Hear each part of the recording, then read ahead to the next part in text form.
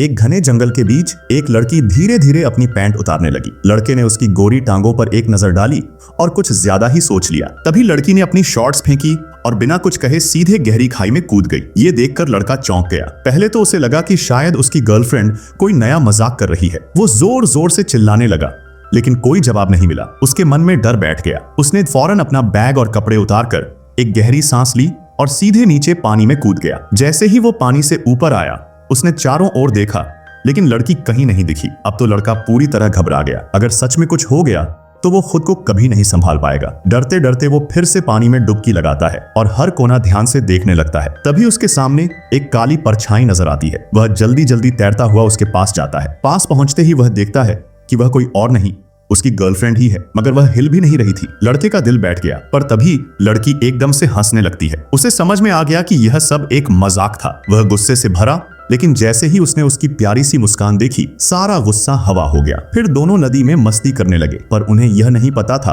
कि आज जितना हंस रहे हैं, कल उतना ही रोएंगे। अगले दिन दोनों बड़े ही खुश होकर एक छोटी नाव में सवार होकर समंदर की सैर के लिए निकल पड़े। जब वे किनारे से बहुत दूर थे, तभी अचानक एक समुद्री चिड़िया उनके जहाज पर आकर बैठ गई। यह देखकर आदमी को कुछ गलत महसूस हुआ। वो चिड़िया को उड़ाने के बाद जल्दी से जहाज के कमरे में गया। फिर जैसे ही उसने रेडियो से प्रसारित खबर सुनी, उसका चेहरा पल भर में सफेद हो गया। खबर में बताया गया कि एक भयंकर तूफान तेजी से उनकी तरफ बढ़ रहा था। सुरक्षा की दृष्टि से उन्होंने अपनी यात्रा को छोड़ने का निर्णय लिया और तुरंत नाव का रुख किनारे की ओर मोड़ दिया। फिर उसने सभी उपकरणों का पूरी तरह से निरीक्षण किया ताकि कोई कसर न रह जाए। लेकिन उसने इस संकट की गंभीरता को हल्के में लिया था। जब रात का अंधेरा छाने लगा तो उनकी नाव एक छोटी सी पत्ते की तरह समंदर के बीच लहरों में हिलती हुई थी और वो हर पल महसूस कर रहे थे कि शायद उनकी जान भी चली जाएगी। इस संकट में भी आदमी ने पूरी शांतिपूर्वकता बनाए रखी। उसने अपनी गर्लफ्रेंड से नाव के पाल की रस्सी खोलने के लिए कहा, क्योंकि अगर उन्होंने ऐसा नहीं किया तो उनके लिए बचने का कोई रास्ता नहीं था। हालांकि उसने सुनिश्चित किया कि पाल के प्रभाव से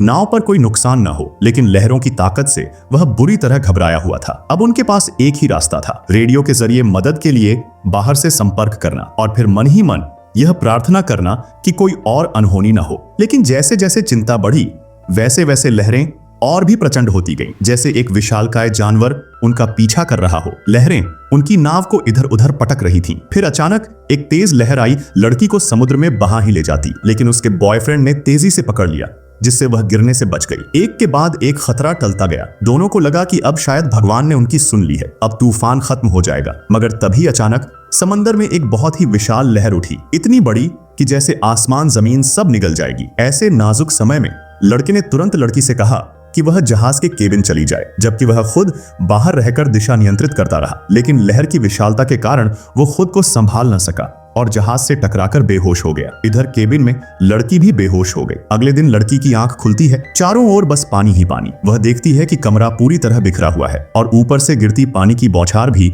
उसे कोई एहसास नहीं दे रही थी। वह कुछ पल के लिए पूरी तरह भ्रमित थी, जैसे कुछ याद ही न रहा हो। धीरे धीरे वह उठने की कोशिश करती है, लड़खड़ाते कदम, कांपती सांसें, मगर फिर भी हिम्मत के साथ खड़ी होती है। तभी उसे कुछ याद आता है। वह तेजी से बाहर की तरफ दौड़ती है। जैसे ही वह केबिन से बाहर निकलती है तो सामने का दृश्य देखकर उसकी जान सूख जाती है। चारों ओर बस खाली समुद्र है, न नाव का ऊपरी हिस्सा दिख रहा है, न उसका बॉयफ्रेंड। तभी उसे याद आता है वे तूफान में फंस गए थे। घबराते हुए वह तुरंत उस रस्सी को खींचती है जो उसके बॉयफ्रेंड की सुरक्षा के लिए बंधी थी, लेकिन उस रस्सी का दूसरा सिरा अब खाली है। वह फूट फूट कर रोने लगती है, मगर हार नहीं मानती। वह दूरबीन उठाती है और इधर उधर देखने लगती है और तभी उसे दूर समुद्र में एक इंसान की हल्की सी परछाई दिखाई देती है। उसकी आंखों से आंसू बहने लगते हैं। डर, उम्मीद और राहत सब एक साथ। उस अकेली और डरी हुई लड़की को अब एक उम्मीद की किरण दिखाई दी थी। वो घबराते हुए जल्दी से नाव के कंट्रोल रूम पर पहुंची ताकि अपने बॉयफ्रेंड को वापस ला सके। लेकिन तूफान की वजह से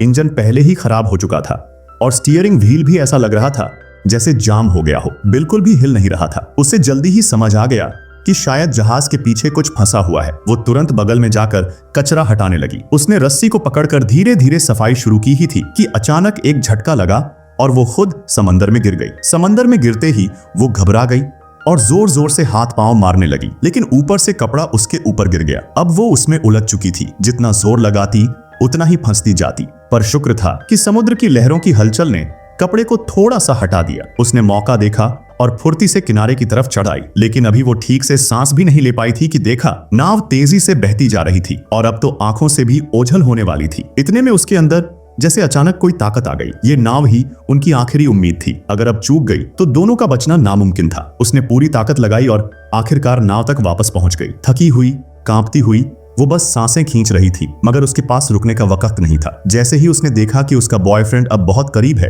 उसने एक रस्सी अपनी कमर में बांधी और बिना सोचे समझे फिर से समुद्र में छलांग लगा दी। इस बार रस्सी से बंधी होने की वजह से उसे थोड़ा भरोसा था। वो तेजी से तैरकर अपने बॉयफ्रेंड के पास पहुंची। जैसे ही उसने उसका चेहरा छुआ, उसे उसके सांस लेने की हल्की सी आवाज सुनाई दी। ये सुनकर उसके दिल को थोड़ी राहत मिली। इतनी बड़ी लहरों, सुनसान समुद्र और मौत के इतने करीब होते हुए भी उसने हार नहीं मानी थी। उस वक्त सिर्फ वही जानती थी कि इस अनजान गहरे समुद्र में अकेले रहना कितना मुश्किल है। हालांकि अब वो थक कर पूरी तरह हाँफ रही थी, फिर भी वो बिना रुके अपने बॉयफ्रेंड की मदद में लगी रही। लेकिन अगले ही पल उसका चेहरा अचानक गंभीर हो गया, क्योंकि उसके बॉयफ्रेंड की टांग पर एक गहरी और भयानक चोट थी। अगर वक्त रहते उसका इलाज नहीं किया गया तो उसकी जान भी जा सकती थी। उसने अपने प्रेमी का पीला पड़ा चेहरा देखा तो उसका दिल कांप उठा। वो सोच भी नहीं पा रही थी कि उसने कितनी तकलीफ सही होगी, पर उनके पास न दवाई थी न पट्टी।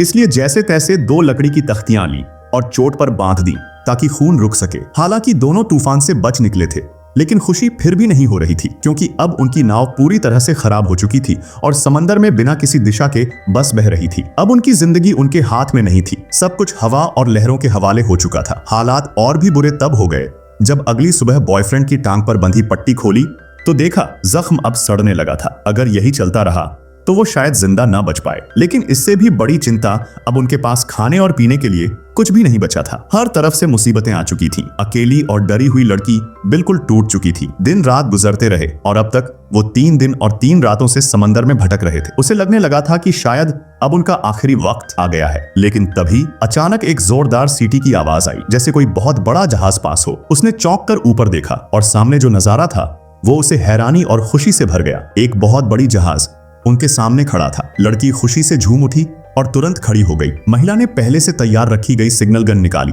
और तुरंत ही आसमान की ओर कई फायर की। फिर वह खुशी से हाथ हिलाकर मदद का इंतजार करने लगी। लेकिन किसी ने भी यह नहीं सोचा था कि वह बड़ा जहाज उन्हें अनदेखा करके उनके यॉट के पास से सीधे निकल जाएगा। महिला के सामने बस ठंडी समंदर की लहरें रह गईं। उसकी आंखों के सामने से बचने की उम्मीद धीरे धीरे गायब हो गई और वह वहीं स्तब्ध खड़ी रह गई। उसकी आंखों में केवल निराशा थी। खुशी से भरपूर दिल बस 10 सेकंड में टूटकर बिखर गया। इसके बाद महिला पूरी तरह से टूट गई। ईश्वर का यह मजाक वह सहन नहीं कर पा रही थी। खुशी और गम के इस उतार चढ़ाव ने जैसे उसे एक झटका दिया। अगले दिन सुबह उसे एहसास हुआ कि उसका बॉयफ्रेंड तो कहीं गायब है। असल में ये सब उसकी कल्पना मात्र थी। उसका बॉयफ्रेंड तो पहले ही मर चुका था। खुद को जीने की वजह देने के लिए उसने अपने दिमाग में एक साथी बना लिया था। शुरू से अंत तक यॉट पर सिर्फ वही अकेली थी। अब वह जान चुकी थी कि अब उसका कोई नहीं है। उसे अब सिर्फ खुद पर भरोसा करना होगा। खाना नहीं था तो वह समंदर में कूदकर मछली पकड़ने लगी। लंबे समय से भूखी उस महिला को कच्ची मछली भी किसी स्वादिष्ट पकवान जैसी लगी। देखते ही देखते